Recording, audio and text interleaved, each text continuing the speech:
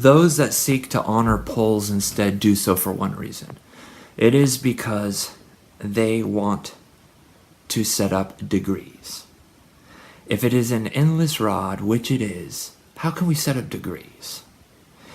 But if we break the rod and say, these are poles now, and the rod is not broken, but you know that zigzag going across it, run down the rod, run down the rod, run down.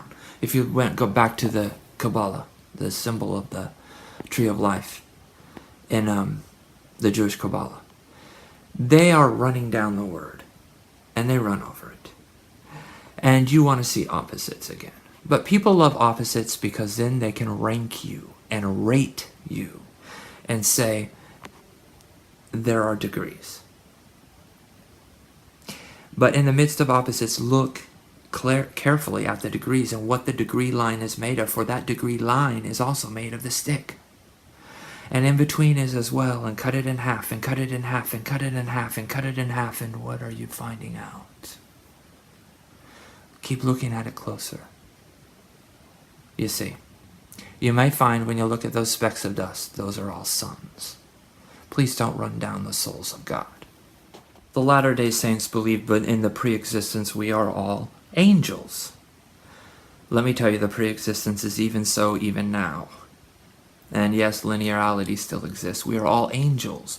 Well, let me tell the angles that we're not going to argue over which angle has the biggest arc.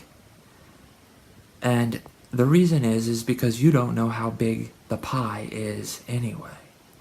People say we can square a circle and we don't need to use pi. Pi is an irrational number. We still do not know the last digit, so you do not know really how big the area of a circle is, which means you really don't know the circumference. Not really. And that's the nature of a circle. So you don't know how big the pi is. So the L's, the gods, the God, the L's are not going to be making angles and then discerning which is the biggest arc. How are you going to discern? Truly. In reference to what? That which is itself all the time? Something to think. I wanted to add, if you do this, you may end up becoming angry elves. And I don't want to see you turn into an elf. Have you heard the lore of the elves? Well, let me tell you. In the lore of the elves, they are elves as well.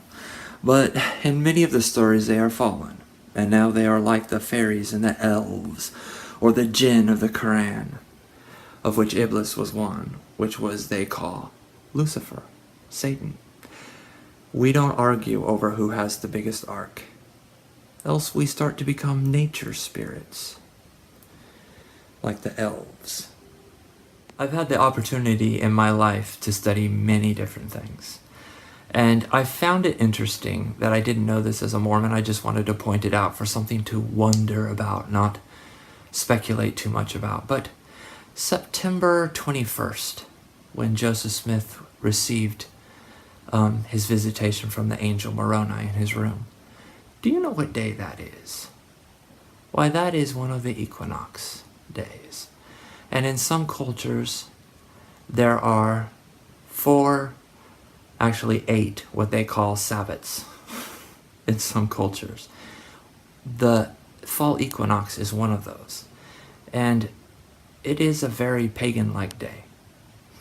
I'm not going to tell you one thing or another, but I want you to know from that day on, the nights become longer and longer.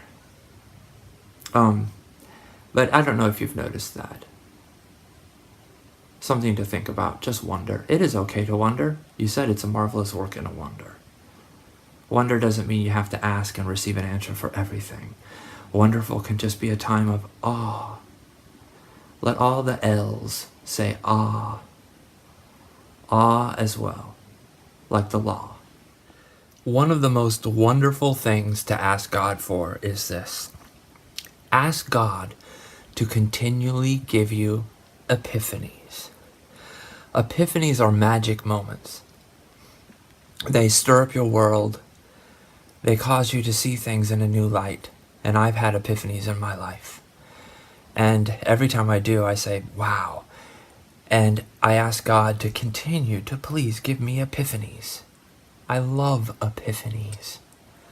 They are wonderful.